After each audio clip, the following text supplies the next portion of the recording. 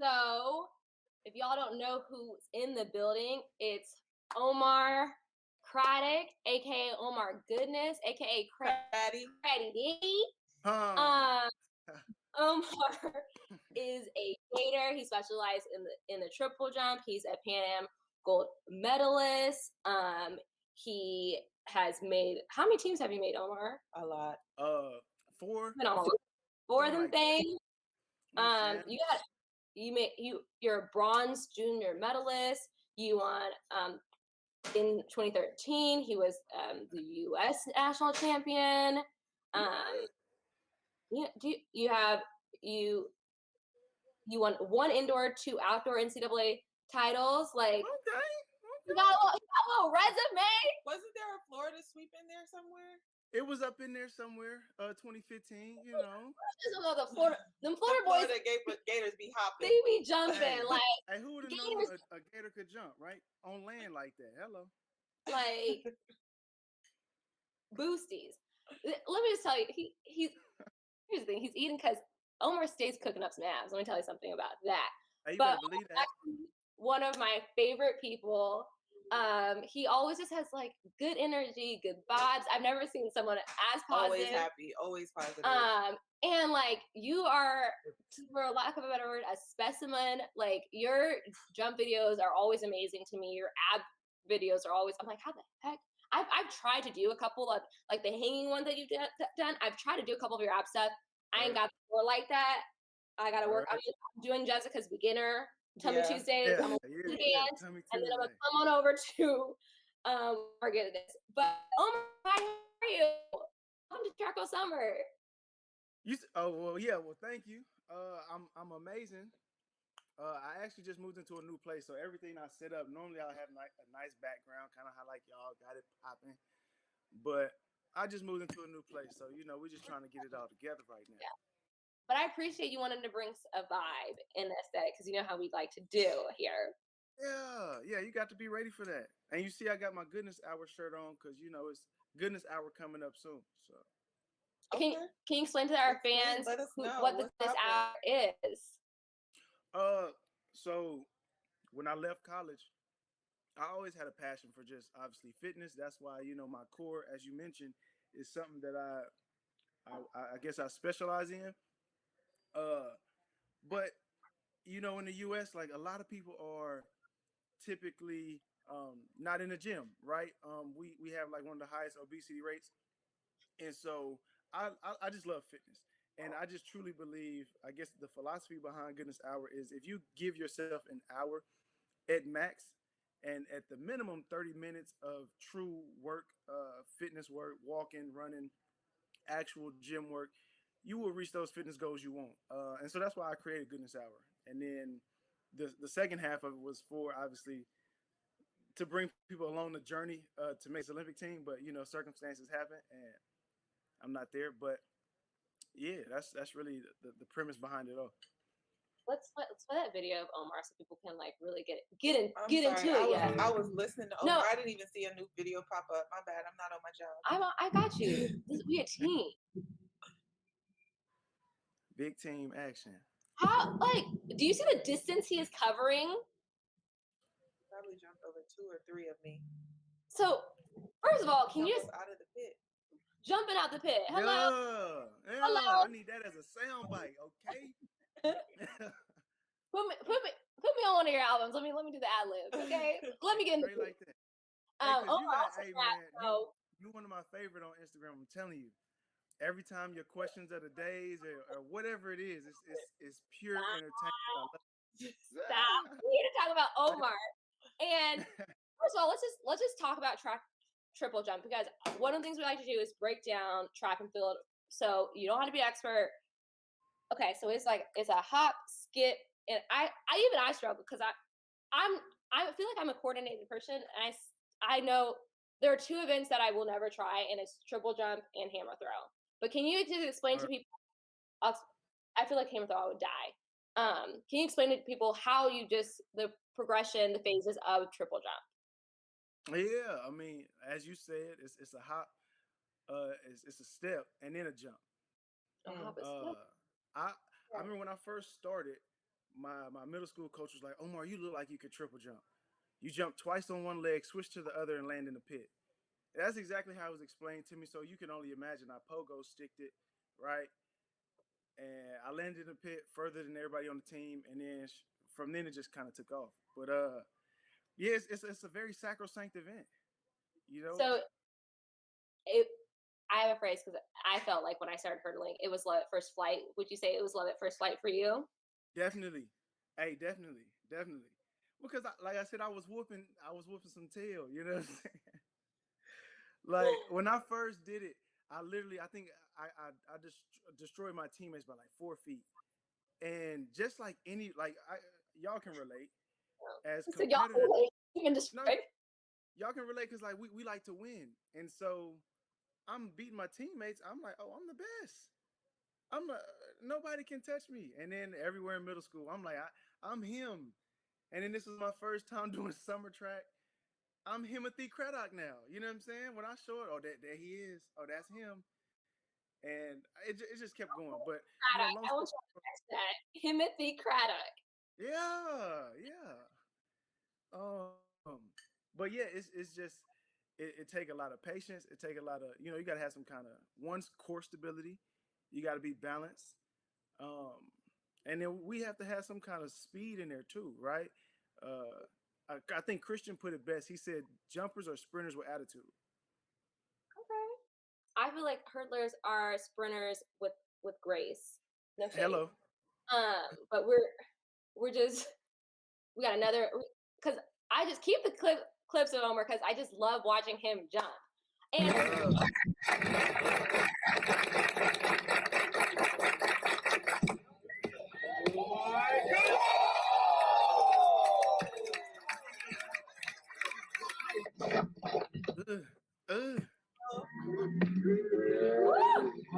that celebration at the end, I was supposed to play a guitar.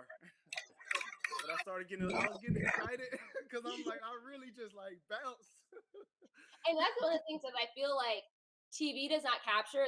One of the reasons I love jumps is jumps live is the event. Like y'all put on a show, I feel like y'all have a little brotherhood.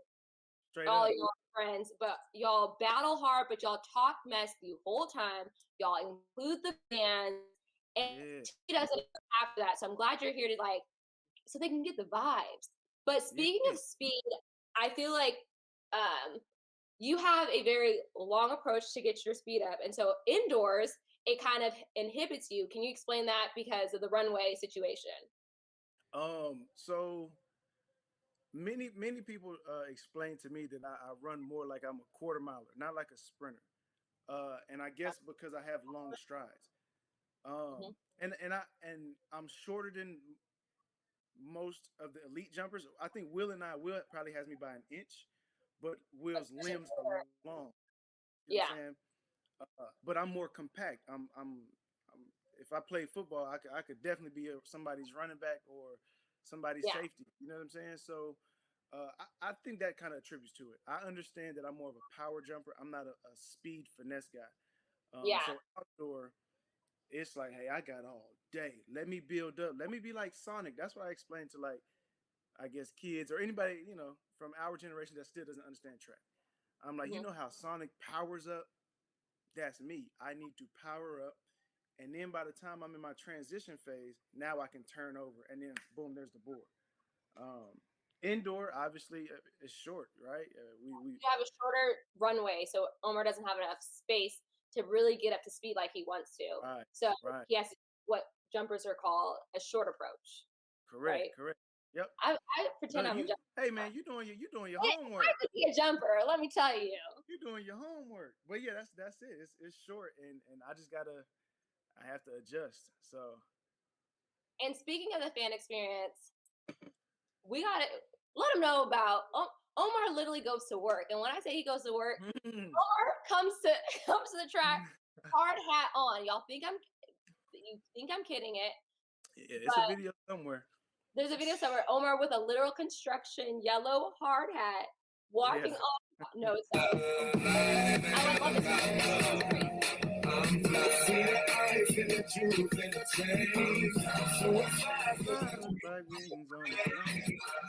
Like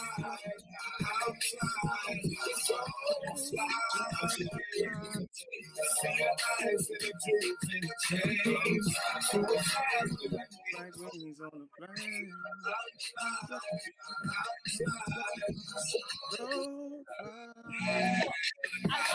I want to explain why I find that video so crazy. One, real quick, I gotta plug in. Rest in peace to my brother Lone Star. That was his song that I played on there, and he from the city of Killeen. And like being that I'm from Killeen, it's not too many of us that make it right. And so since I've made it from Killeen, this is a way that I can keep his music living on. So anybody that heard it, that's in the comments, that's Mr. Lone Star, you can find him on everything. Yeah.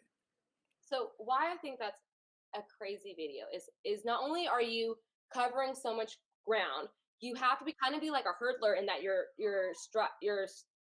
phases are super specific to like you have to land on these platforms, and it's not like a tape on them. It's like you're landing on these platforms, and then you're having all of this momentum that's going horizontal, and then transferring it vertically to go over the hurdles after that. And I'm just like, the athleticism to do what we do. I'd be scared I'm gonna bust something. Yes, because like all that last one, he had to reach for it, and then still convert that energy into Nicole's exceptional body awareness. Yes. Yep. Straight. See, this another soundbite clip I'm gonna have to take because y'all remember buddy Max Kellerman talking about how track athletes aren't like athletic and all this. We don't have any kind of our dexterity, whatever he was saying. Track and field is the purest form of athleticism because there's nothing to hide behind. Like right. It's like who's the fastest, who's the strongest, who can jump farthest. And the reason we get injured so much is because we're literally testing the limits of our body every time. Every time you go to jump, you're trying your hardest, and like what happens is you either PR or your body breaks down. Like those are the two options. But there's so many things about you. Like Omar is a renaissance man. He's a businessman, he's an activist, he's a jumper, he's a rapper. One of the things I saw that during the pandemic is that you were on the front lines for Black Lives Matter. You were out here protesting. Can you just talk about that experience a little bit? Yeah, it's definitely something that's near to me. Just because growing up where I'm from in Killeen, the first time I was accosted or ran into the police, I was 12 years old, and we were, and I mentioned this in the music. Let me back up. The music I create is from a pure place. Can they find on iTunes, Spotify? Everywhere you can find music. MISTAOPE, Mr. Opie. From the neighborhood. My granny gave me the name OP, and I'm a man, so it's Mr. You know what I'm saying? So I should have added that in your AKs. Sorry, for next time. I'm writing it right down right now. AK Mr. OP. Yeah. But truth be told, yeah. So it comes from a real place. And I've noticed in I'm gonna just say our lives that there's nothing that changes under the sun. The music that I created in the Red Light Special was music you can hear from past time. Tupac spoke about this. From the likes of Michael Jackson spoke about this. Marvin Gaye spoke about this. And you see how each time frame was different. This was the 70s, 80s, 90s to 2020, right? So it's just continuing to forward the message like, hey, we understand what's going on in this world. We truly, we here to survive. You know what I mean? We're leaders. Like you said, activists, we're businessmen, women, mothers, and Natasha. I'm about to be a father. You see what I'm saying? So yes, I heard. Yeah, thank you. We have your pregnancy announcement. We'll have that. No doubt. So yeah, it's just I've always wanted to be like a man, right? And in the sense of, you say what? What does like being a man mean to you? Yeah, to me, it's being a leader, a real leader, in the sense of the word, not like some kind of dictator, but somebody that when women look at, they like, oh, that's a man. Like he handling business, he doing what he does. He can protect. As a woman, when I look at him like that's a man. 100. And then when the fellas, like even when fellas look to you, whether it's your peer, somebody older or somebody younger, they look at you like, man, I want to be like him when I grow up. Not because of what you're doing outside in the streets, but it's because you are actually being somebody for the people, and you trying to clean up, what's been done wrong. So that's the purpose of anything I do, whether it's in sport, in music, uh, business. Period. And I like to refer to myself as a poet rather than a rapper. Uh, Oh yeah, just I because forgot about that has a bad connotation. And Tupac is one of my favorite artists, and he was a poet more than he was a rapper. I like a West Coast rapper because I'm a Cali girl. Hey, Tyler. So you were a lot of times on the front lines in protesting, and you're protesting in California and Arizona. Correct Right, me if I'm and wrong. yeah, and then I went to a Juneteenth event in Texas, so I was everywhere. I Okay, was in everywhere. the middle of a parallelogram. Yeah, Yeah, yeah. fighting, I actually fighting. I actually did go to a protest in Killeen as well, and the same thing. They had a microphone, and I just kind of grabbed the microphone and was like, "Look, we have to we got to go inside. Like I understand the protesting is cool, but we've been doing this for years. Like we really have to get a solidified plan on what we want to do, right? And if it makes sense, it's not like, oh yeah, we just want reparations. This is a rich country.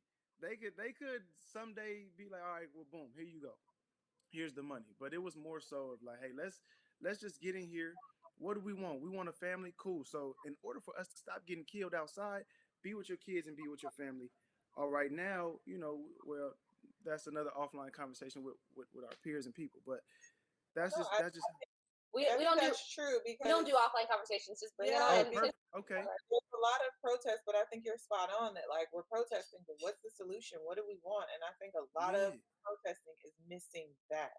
Because I So think get out and people are getting out, and because I feel like anger makes you active, right? So mhm. it's like Right. you see these atrocities and you want to do something and you don't know what, and you're just like, and you just like, well, let me just at least be out here and and And I think sometimes there's something to that too, right? yeah, like We you all have to got have to a know release. our place, and we all got to. And when I say know our place, like there's some of us that there's power in numbers, so we're a part of those numbers. But then Right. there's some of us who are leaders who come up with the solutions and the plans, and Mhm. we follow those leaders with the solutions and the plans. So we all got to know how we fit Yeah, into the but activism. But the key piece is what is the solution? yeah, well, I Let's feel like, not just get out here and make well, noise. I think protests are reactionary. So you Hmm. see something, we Right. react to it. But it's like we need to, like how Omar's saying, it's like we need to get inside and do the prevention. Yep. It's like instead of like let's yell after the fact, like because Let's talk to our when kids. when Let's the educate one another. Let's have these Right. conversations. Let's yeah, get uncomfortable. because okay, I Bingo. don't know about you guys, but like when the Derek Chauvin case happened and he was found guilty, I was still like left with this feeling of like, Okay. The okay, void. Yeah. because for me We can't bring them back. I don't like, I want this man in jail because he did something wrong, but what I really want is for George Floyd to be like, for his daughter to like be able to have her dad in her life. Like that's what I want. Like, Mhm. so like, yeah, this man's locked up, but like that's not the It answer. doesn't solve the problem. That's not the like, Right. like that's a band-aid on the real problem. It's like George Floyd should be alive. Bingo. And that's what I'm upset about. Right. So Right. I love what you're That's saying. exactly what I felt when that came across. And again, social media, and this is why I kind of had to scale back from social media a bit, is because when you see everyone's reaction, and there it was justice been served, and kind of like you, Corey, I was like, man, this is a band-aid on a wound that will be reopened, and if not in that same spot, it's going to be a deeper cut somewhere else. And I feel even more closer to it because of, again, stepping into fatherhood. I have my own seed now, and that's why I want to lead him in more of a righteous way. You know what I'm saying? And I think, truth be told, I believe that's the way we combat this kind of situation, right? Because we're so conflicted as people.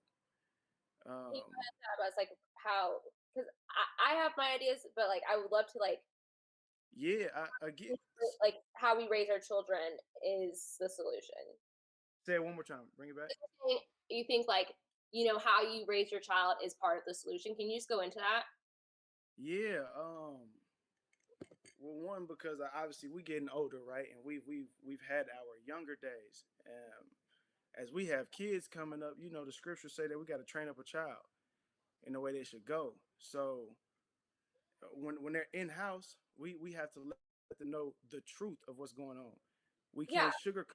You know what I'm saying? We see obviously the media can manipulate things, they can change things, but we each have a story that can relate.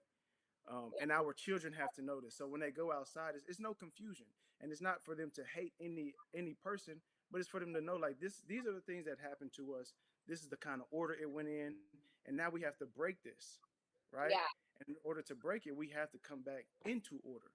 yeah, Um, and so, with my brothers, as we congregate, uh, that's the conversation. We talk about how between us as a people, it's like a dissension, right? It's no real balance. It's kind of like this. It's lopsided. Um, yeah, what's glorified about us in the media is, what I'm saying, being in the streets or being a rapper, right? And being a rapper now has a bad connotation. Now rapping is all about drugs and all kinds of calamity. We have to bring back again righteousness.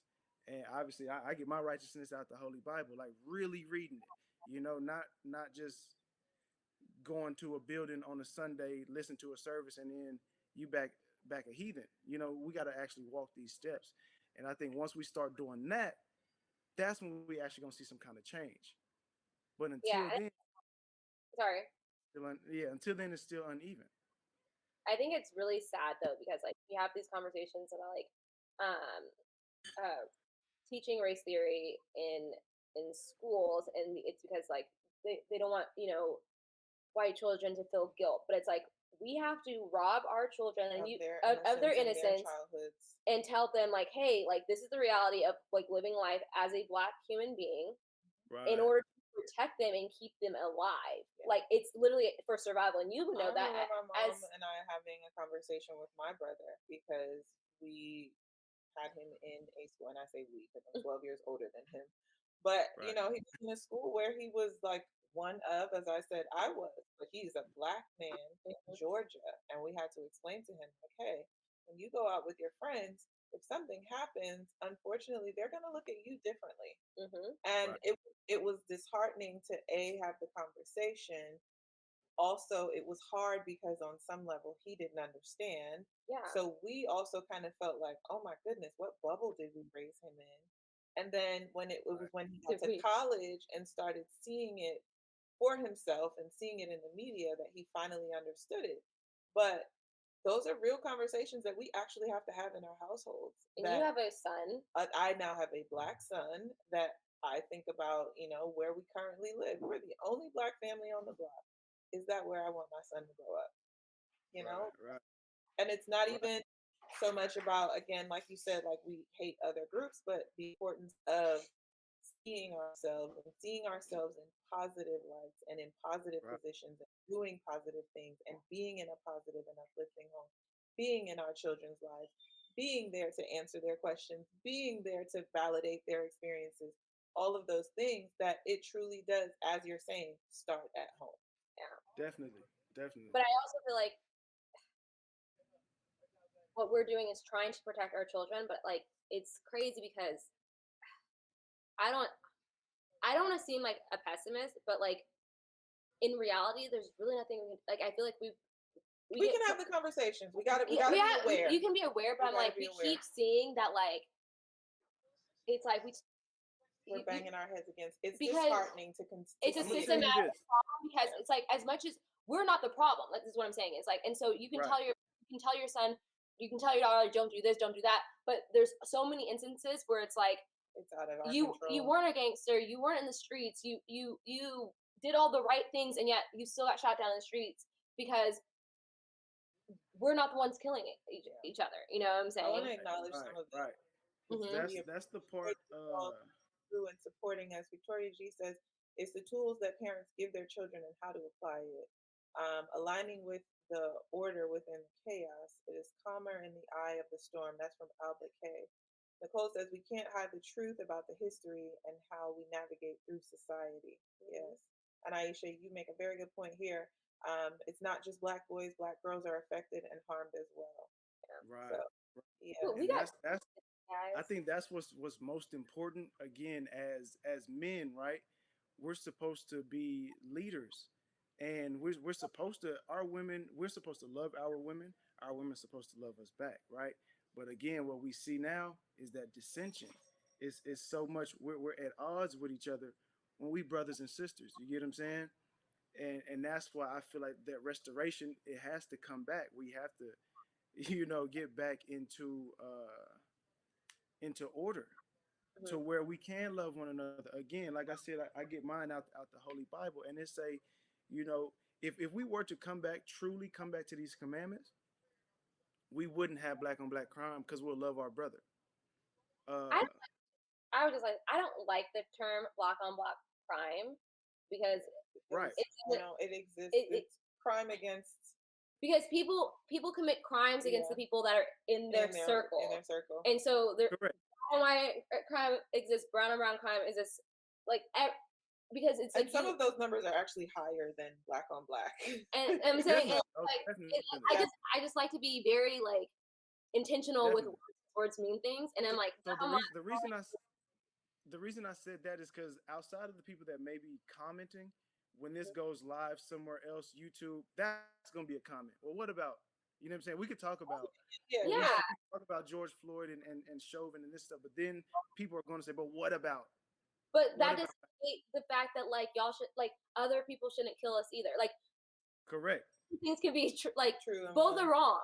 Like, And and so that this, doesn't give you a pass to kill us either. Like, Right. even if that right, wasn't a real thing, which Because it's not I think what you're also saying too is we have to hold each other accountable. accountable. And that's where I feel like we run into a big part of our issue is that if I hold you accountable, I don't support you. That's one of my biggest bingo, frustrations. yeah, It's like, yeah, no, no, I'm actually supporting you because I'm holding you accountable in love. Mm-hmm. Right? Sure. That's the that's part that we gotta stick to, that, we gotta hold right. each other accountable in love.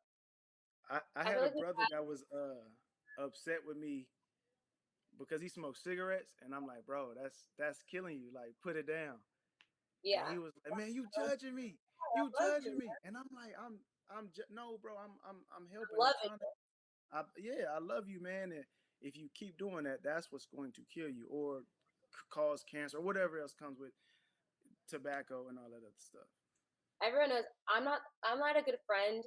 Y'all don't If need my you, wife? I am the type of friend I don't care about your short term happiness. Like if I see like, hey, this help, but like in the long term, I'm gonna tell you about yourself. But I think what you brought up is so powerful, so meaningful, and I love that you are not just talking it, you're being about it, and you're walking in your purpose, and I think that is so dope. Like I don't want to end this conversation, but Right. we have Jade coming on next. Nah, yeah, no doubt, no doubt. But you know me, I love supporting Black business. I love supporting track business. Omar is an entrepreneur. He has a self care line. These goods, I actually that's what's on my lips right now, just a little Right. chappy lip. Yeah, yeah. Um, and We treating them chap lips, baby. let me tell you, the body butter, that's where it's actually at. Like y'all be pushing Yeah. body butter, Hey, this and it's also hey, this good. all natural, baby. This all natural. It ain't no preservatives. It ain't no alcohols. None of that.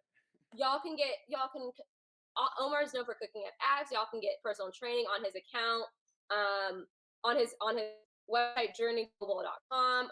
Hopefully we have it in like the thing on the bottom. And he has music. He has a baby on the way. Like these so many things. Omar, let people know where they can find you on the social media, on your website, how they can support you. Before we let you go. Again, as you've already said, journeyglobally.com is my website.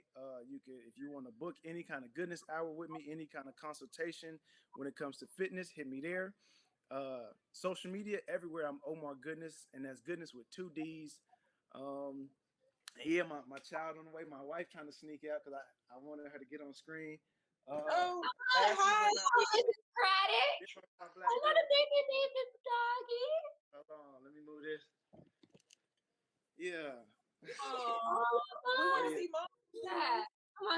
face. That was crazy.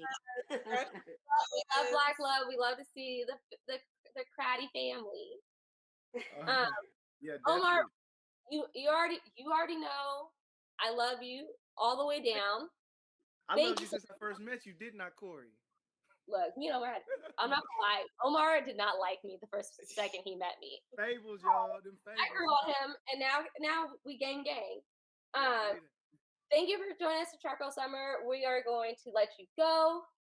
yeah, thank y'all for having me. We can't wait to see you back on the track, and we're gonna bring on Jake Stepner. Yes. All right, Thank ladies. you. Bye. Thank you. Live Peace. come out or does? I think they will, but I think you can click on. No, we can't do the They clicking. gonna bump me. I seen Jade. So Jade, what's up? Yeah, Jade's in here. I seen her Look at comment. their beautiful Black family. Yes, Black love. I know. All right. He's so awesome.